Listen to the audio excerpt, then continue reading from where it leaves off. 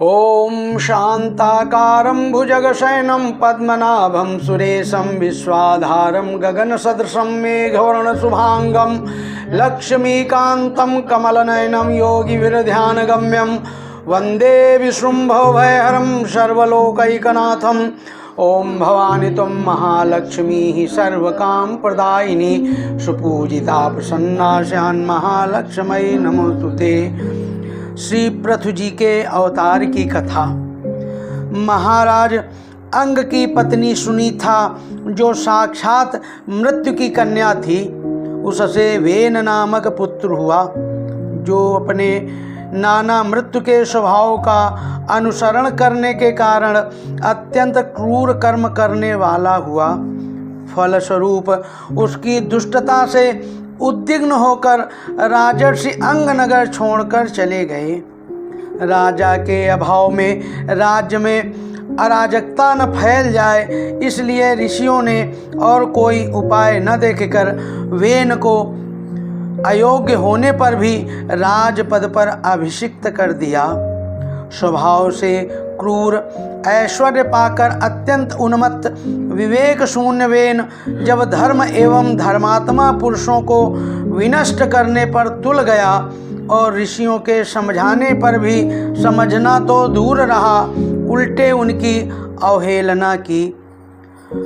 तब क्षुब्ध ऋषियों ने क्रोध करके हुंकार मात्र से वेन को मार डाला, परंतु कोई राजा नहीं होने के कारण लोक में लुटेरों के द्वारा प्रजा को बहुत कष्ट होने लगा। यह देखकर ऋषियों ने वेन के शरीर का मंथन किया। प्रथम जांग का मंथन किया तो उसमें से एक बौना पुरुष कुरूप काला कलूटा उत्पन्न हुआ, और जब उसने पूछा कि मैं क्या करूं, तो ऋषियों ने कहा, निशीथ बैठ जा। इसी से वह निषाद कहलाया। फिर वेन की भुजाओं का मंथन किया तो एक स्त्री पुरुष का जोड़ा प्रकट हुआ। ऋषियों ने पुरुष को पृथु नाम से एवं स्त्री को अर्चि नाम से संबोधित किया। ऋषि ब्राह्मणों को श्री पृथु जी के हाथ में बिना किसी रेखा से कटा हुआ चक्र का एवं पाँव में कमल का चिन्ह देखकर बड़ा हर्ष हुआ कि पृथु के रूप में साक्षात श्री हरि के अंश ने ही संसार की रक्षा के लिए अवतार लिया है, और अर्च के रूप में निरंतर भगवान की सेवा में रहने वाली श्री लक्ष्मी जी ही प्रकट हुई हैं। सुंदर वस्त्र और आभूषणों से अलंकृत महाराज पृथु का विधिवत राज्याभिषेक हुआ। उस समय अनेक अलंकारों से सजी हुई महारानी अर्च के साथ वे दूसरे अग्निदेव के सदृश जान पड़ते थे। सब लोगों ने उन्हें तरह तरह के उपहार भेंट किए। इसके पश्चात सूत, मागध और बंदीजनों ने स्तुति की। ब्राह्मणों ने पृथु जी को प्रजा का रक्षक उद्घोषित किया। वेन के अत्याचार से उत्पीड़ित पृथ्वी ने समस्त औषधियों को अपने में छिपा लिया था। क्योंकि बहुत समय बीत गया था, अतः वे औषधियाँ पृथ्वी के उदर में जीर्ण हो गई थीं। यही कारण है कि जब श्री पृथु जी का राज्य हुआ, वो तब भी पृथ्वी रसा होकर भी रसहीना ही बनी रही। फलस्वरूप भूख के कारण प्रजाजनों के शरीर सूख कर कांटे हो गए थे। उन्होंने अपने स्वामी पृथु के पास आकर कहा। तब पृथु जी ने क्रोध में भरकर पृथ्वी को लक्ष्य कर बाण चढ़ाया। पृथ्वी प्रथम तो डरकर गोरूप धारण कर भागी, परंतु कहीं भी बचाव न देखकर श्री पृथु जी की शरण में आ गई। तब श्री पृथु जी ने पृथ्वी के संकेत से गो रूप धारिणी पृथ्वी का दोहन किया, जिससे पुनः सभी अन्न और औषधियां प्रकट हो गईं। प्रजा सुख चैन से रहने लगी। परम धर्मात्मा श्री पृथु जी ने 100 अश्वमेध यज्ञ करने का संकल्प कर 99 यज्ञ पूर्ण होने पर जब 100वें अश्वमेध यज्ञ का आरंभ किया तो इंद्र ने अपना सिंहासन छीन जाने के भय से बहुत विघ्न किया।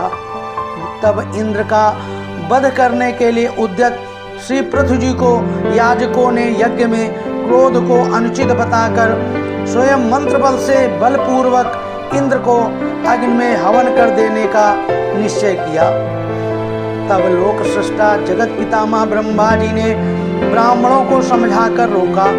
श्री पृथु जी का शव यज्ञ करने का जो आग्रह था उससे निवृत्त कर इंद्र से संधि करा दी।